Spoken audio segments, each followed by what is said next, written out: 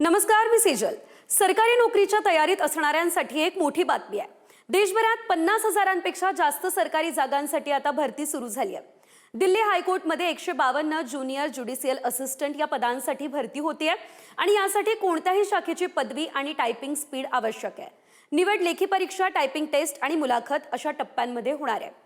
Union public service commission मार्फत civil services exam 2026 साठी 933 पद आहे आणि यातून Indian administrative services, Indian police services आणि इंडियन फॉरेन सर्व्हिसेस यासारख्या प्रतिष्ठित सेवांमध्ये नोकरी सुद्धा मिळू शकणार आहे। निवड प्रक्रिया प्रिलिम्स, मेन्स आणि इंटरव्ह्यूज अशी ही मोठी भरती असणार आहे।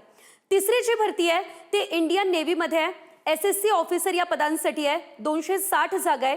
इंजिनिअरिंग किंवा पोस्ट ग्रॅज्युएट उमेदवार अर्ज करू शकणार आहे। निवड SSB इंटरव्ह्यू आणि मेडिकल टेस्टद्वारे होणार आहे। रेल्वे बोर्डकडून RRB ग्रुप D अंतर्गत 22,195 पदांची मोठी भरती होणार आहे। निवड प्रक्रिया CBT एक्झाम, फिजिकल टेस्ट आणि डॉक्युमेंट व्हेरिफिकेशन अशी होईल। इंडियन आर्मीमध्ये 25,000हून अधिक अग्निवीर पदांसाठी भरती प्रक्रिया सुरू झालेली आहे आणि यामध्ये लेखी परीक्षा, फिजिकल टेस्ट आणि मेडिकल तपासणी होणार आहे। निवड झालेल्यांना 4 वर्षांची सेवा संधीही मिळणार आहे। आरोग्य क्षेत्रामध्ये देखील मोठी संधी आहे। All India Institute of Medical सायन्सेसमध्ये 3,000पेक्षा जास्त नर्सिंग ऑफिसर पदांसाठी भरती जाहीर झालेली आहे। महत्त्वाचं म्हणजे अर्ज करण्यापूर्वी पात्रता, वयोमर्यादा आणि अंतिम तारीख अधिकृत वेबसाईटवर नक्की तपासा। शेवटच्या क्षणी अडचण टाळायची असेल तर अर्ज वेळेत करा।